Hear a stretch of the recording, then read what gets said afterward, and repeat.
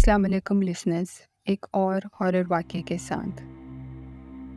ये वाक़या मेरे साथ एक साहब ने शेयर किया है, जो कि एक बड़ी रिनाउंड लॉजिस्टिक कंपनी के वेयरहाउस में as a warehouse supervisor job करते हैं। नाम एजाज़। एजाज़ साहब का कहना है कि इनकी कंपनी का वेयरहाउस कराची चुरंगी में शिफ्ट हुआ, तो इनको भी वहाँ पे शिफ्ट कर दिया गया।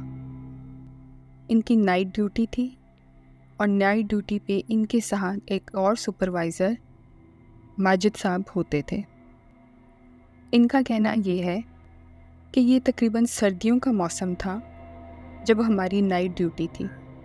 मैं और माजिद हम दोनों ही अपने केबिन में बैठे काम कर रहे थे। आज शिफ्ट थोड़ी लेट हो गई थी। एक कंटेनर है जो लोड करना था। हमारा केबिन काफ़ी ऊंचाई पे था।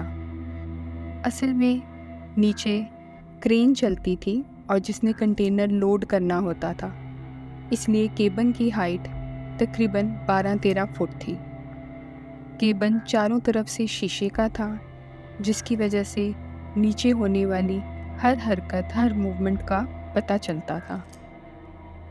एजाज साहब का कहना है कि मैं और माजिद हम दोनों अपना काम कर रहे थे कि मेरी नज़र सामने वेयरहाउस पे पड़ती है।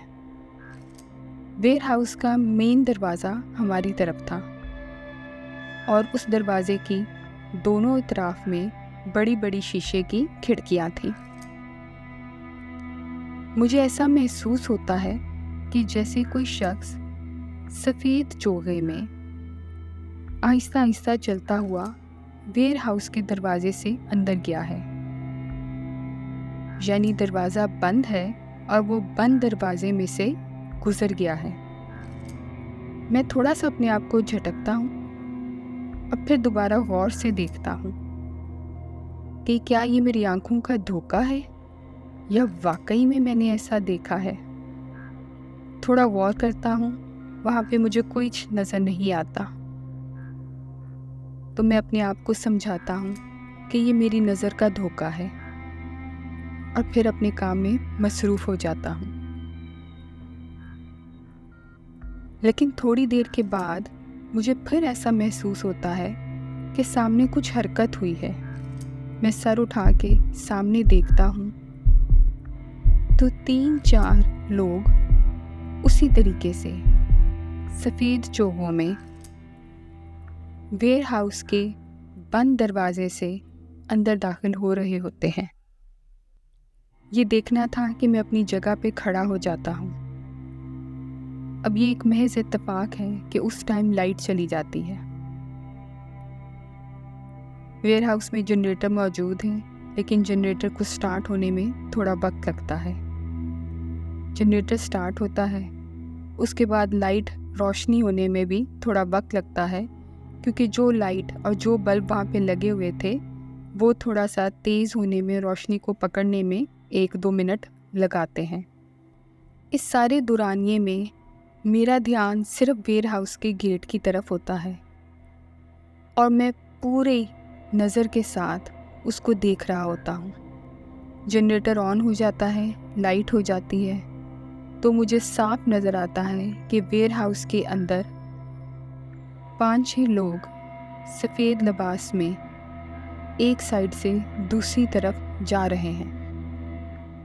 ये देखना था कि मैं अपने साथ बैठे हुए साथी माजिद साहब को हाथ से हिलाता हूँ, जिस पे पहले तो वो मुझे कहते हैं, एजाज़ क्या बात है।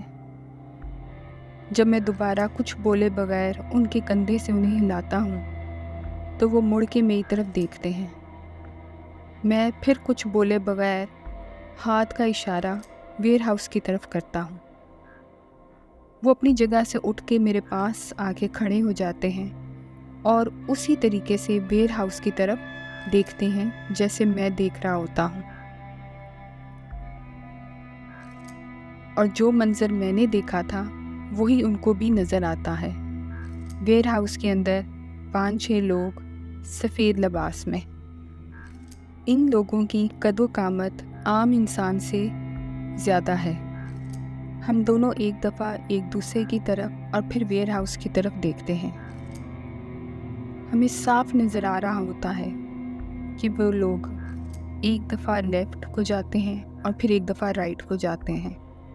हम समझने से कासिर हैं कि वो क्या कर रहे हैं और वो कौन लोग हैं। इतने में ही वेयर हाउस की दूसरी साइड पे शोर की आवाज़ आती है। दूसरी साइड पे एक कंटेनर लोड हो रहा होता है, जिसकी वजह से एक ड्राइवर, एक इंचार्ज और 5-6 लेबर के लोग वहाँ पे काम कर रहे होते हैं। शोर की आवाज़ सुन के हमारा ध्यान दूसरी तरफ जाता है और हम फ़ौरन उस साइड पे देखते हैं। वहाँ से एक लेबर का बंदा भागकर इधर आ रहा होता है। हम अपने केबिन की खिड़कियाँ खोलते हैं और ऊपर से ही पूछते हैं क्या हुआ है, जिस पे उसका कहना है कि साहब वहाँ कोई चीज़ है, वहाँ कोई चीज़ है। मैं और मेरे साथी हम दोनों एक दूसरे की तरफ फिर से देखते हैं और उस मज़दूर को कहते हैं क्या चीज़ है। वो कहता है मुझे नहीं पता, लेकिन वहाँ कोई चीज़ है। हम सामान उठा रहे थे, मैंने वहाँ पे खुद देखा है सफ़ेद लिबास में कुछ लोगों को। वो इंसान नहीं थे, वो कोई चीज़ और है। हम दोनों काफ़ी घबरा जाते हैं।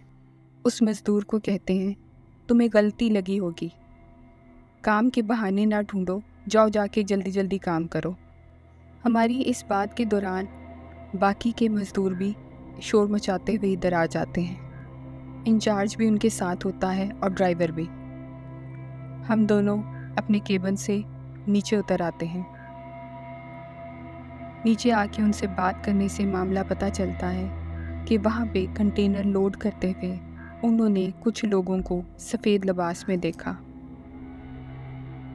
हम मज़दूरों को समझा रहे होते हैं कि ऐसा कुछ नहीं है, लेकिन वो एक नहीं मानते और वो यही कहते हैं कि आप हमें दिहाड़ी ना दें, लेकिन हमने अगला काम नहीं करना और हम लोग जा रहे हैं। हमारे बात समझाने के बावजूद भी वो मज़दूर चले जाते हैं। वो ड्राइवर और इंचार्ज भी काफ़ी घबराए हुए हैं। उनका कहना भी यही है कि सर, हमने भी वहाँ पे कुछ देखा है, ये सब ठीक नहीं है, अभी काम नहीं होगा, हम लोग अपने घर जा रहे हैं। और ड्राइवर और इंचार्ज भी चले जाते हैं। वेयर हाउस की ड्यूटी पे इस वक्त 4 सिक्योरिटी गार्ड मौजूद हैं। हम सिक्योरिटी गार्ड्स को बुलाते हैं और उनसे पूछते हैं।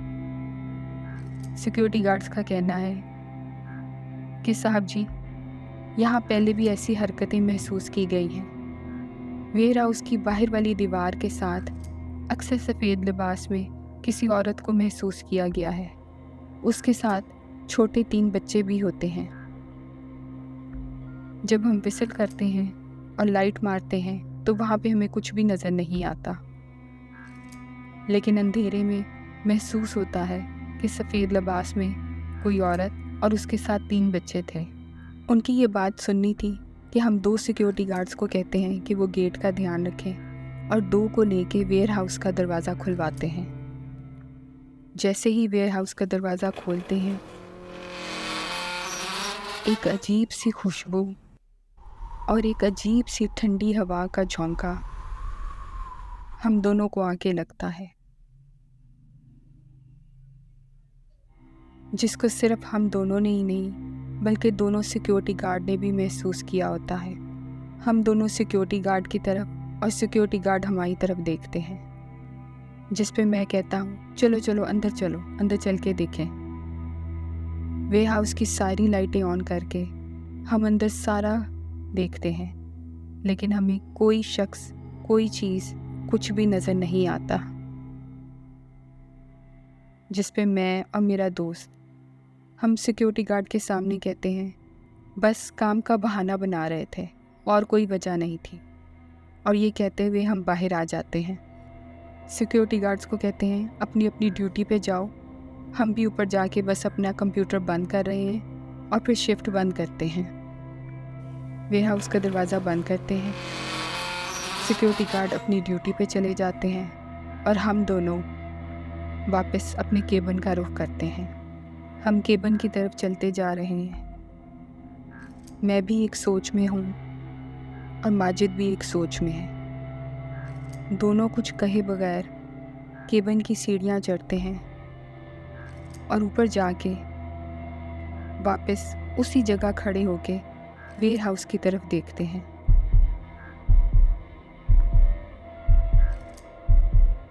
वेयर हाउस में अभी भी सफ़ेद लिबास में 5-6 लोग साफ नज़र आ रहे थे।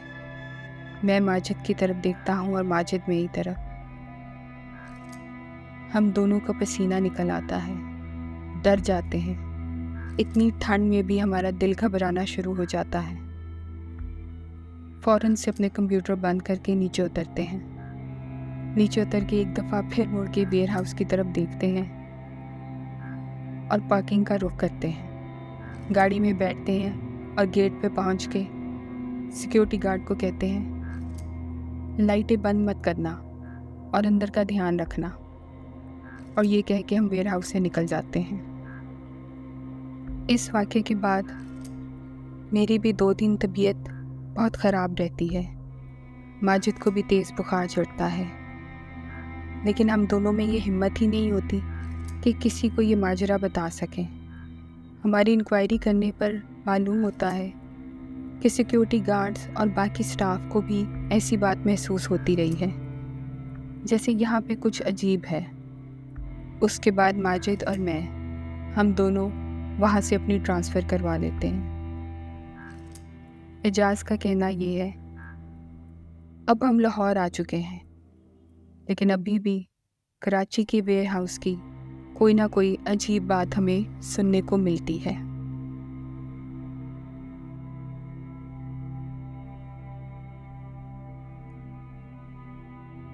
लेकिन वहाँ पे क्या है, कौन लोग हैं, किस वजह से हैं, इन सवालों का कोई जवाब नहीं।